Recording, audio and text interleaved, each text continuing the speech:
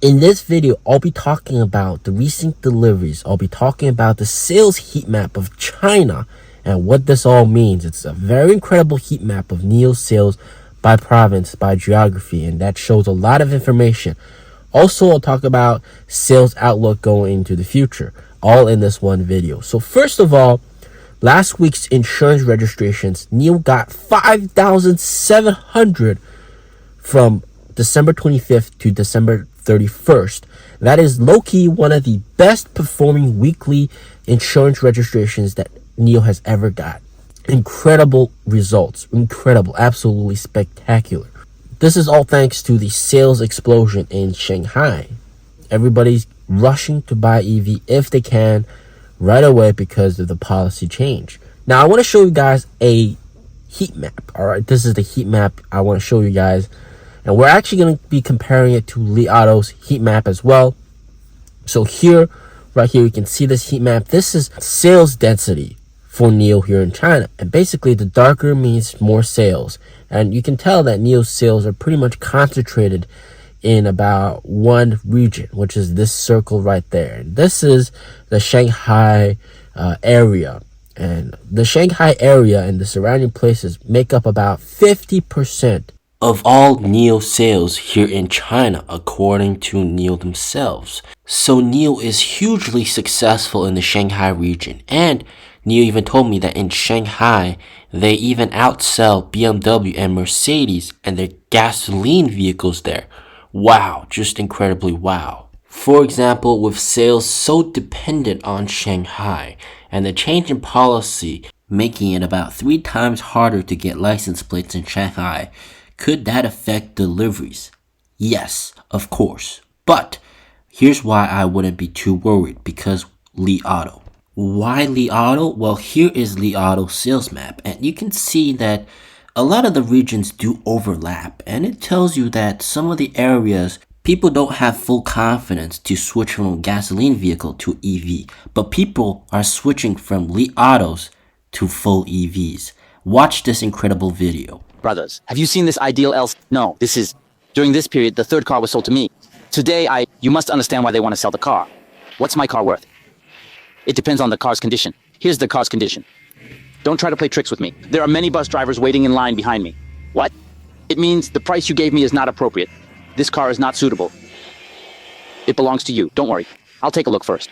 What does car condition mean? He just said that, didn't he? I won't sell it to you. Wait a moment and study hard. Did you see what a professional car repossession looked like when your car was retrieved? How much is it? 35. It's open. Less than 6 months, yes.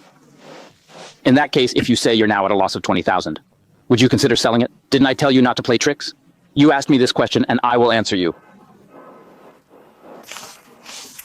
I can't take it. What if I take this car? If I can't take it, I won't make secondhand cars anymore. I'm looking at the car. It's not a major problem, so I'll go straight at it. Can I give you a price? Yes, I have it too. I want to ask you a question. What is the question? In fact, I've collected several L7S during this time, and they were all used for 3 to 4 months, 4 to 5 months. So what? Why did you sell it in such a short time? How do I know why they want to sell? Then I know how to sell. I am engaged in foreign trade. Now it is not easy to do foreign trade. It's not easy to make money either. Look, this car still needs fuel. It uses too much fuel. No, it does. It must be more expensive than electricity. Oil? No. Then why did you buy it at that time? The price to performance ratio is high. It is high. I still want to sell it. I need to replace it with a purely electric one. Like this, right? When the time comes, I'll ask about other cars. Is that all right? But I am already quite sincere. If I say you go to other places and come back, it means the price I provided is quite high, so by then I may not be able to offer it. The price is high. Aren't you pressuring me? No. As a normal person, I understand you want to sell for a high price. Right, but I'm here to repossess the car. I certainly want to take it too. Take the car down. What can others do? Are you asking for a high price? Judge this matter for yourself. Next, I don't know. Is your price all right? Is it high? This doesn't work for me. Right now, the price is just, I am very confident. What should you do now? What should you do? No. If you want to sell it, I'll test drive it first, just in time. When the car is turned off, we will transfer the ownership and you will be the co-driver. You heard that right. EREV owners are switching to full EVs because of the cost of ownership and convenience. After seeing that clip, you would agree with me that not every single gas owner gas vehicle owner would be a NIO customer. They would more likely be a Li Auto customer. But you will be surely agree with me that every single EREV owner will be a EV customer, all right, will be a NIO customer. That means ICE vehicle owners might more likely switch to a EREV because they still are a bit reminiscent of gasoline, and not towards a full EV, but it is safe to assume that EREV owners will most likely switch to full EV in the future. And there's no denying, Li Auto sells a lot of vehicles in every single province. EREVs are the most preferred type of new energy vehicle, but these guys will all eventually switch to a full-fledged EV.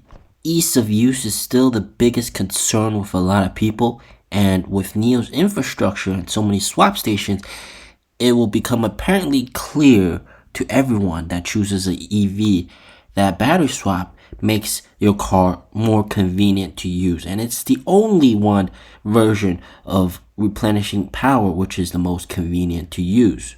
But of course, the problem is people don't know about battery swap yet. And as this becomes more common knowledge and people know about battery swap, then you'll see NIO's rise, true rise, all right?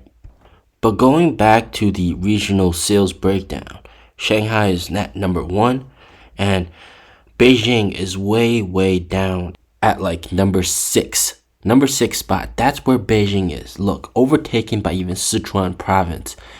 Why? Because of a restrictive license plate policy. It is just pervertedly hard to get a license plate here in Beijing. And with Shanghai moving to a restrictive policy, yes, it will affect sales. It will affect deliveries. But like I said, like we saw in the clip, eventually more and more EREV owners will be switching to a NIO. So this map with the density here in the middle in Shanghai, that's going to be spread out over time as more EREV owners gradually switch to EVs. And the most comparable one at the higher end luxury range would be a NIO.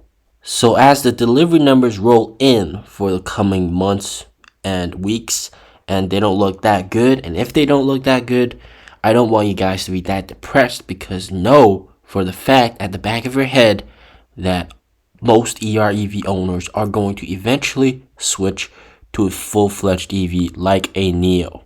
And I do personally expect sales to take a massive leap higher by Q3 and Q4 of 2024 because of the sub-brand launch and also the chips refresh 8295 going on all existing NT 2.0 models by then. So that will help boost sales massively. As always, stay safe, stay healthy. Peace out.